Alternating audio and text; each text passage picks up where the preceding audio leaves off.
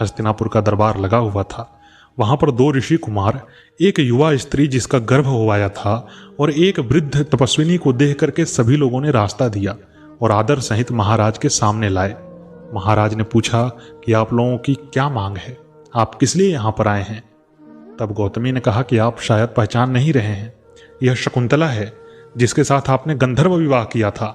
हम चाहते हैं कि आप इसे अपनाइए और इसके होने वाले बेटे को अपना नाम दीजिए। दुष्यंत इस बात से चकित रह गए।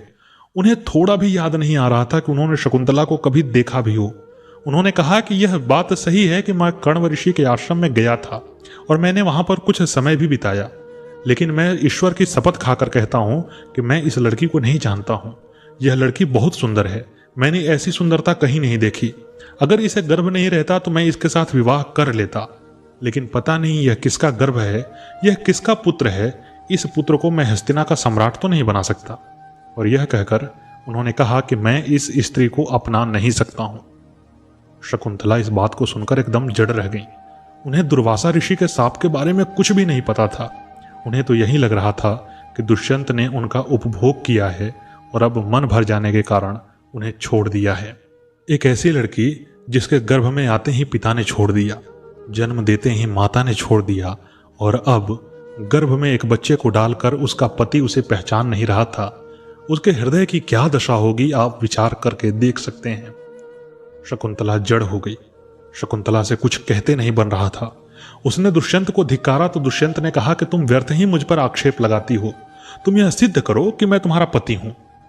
शकुंतला ने कहा कि किसी ने हमारा विवाह नहीं देखा था। उस समय तो वन देवी, दशो दिशाएं और देवता ही हमारे साक्षी थे, लेकिन आपने मुझे एक अंगूठी दिया था। और जैसे ही शकुंतला ने अपने हाथ में उस अंगूठी की तरफ देखा तो वह सन्न रह गई। हाथ में कोई अंगूठी नहीं थी।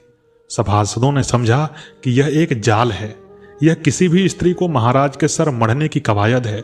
उन्होंने कहा कि हम कण्व ऋषि की बहुत इज्जत करते हैं, लेकिन फिर भी हम बिना किसी प्रमाण के किसी भी स्त्री और उसके होने वाले बच्चे को हस्तिनापुर का सम्राट नहीं बनाने दे सकते।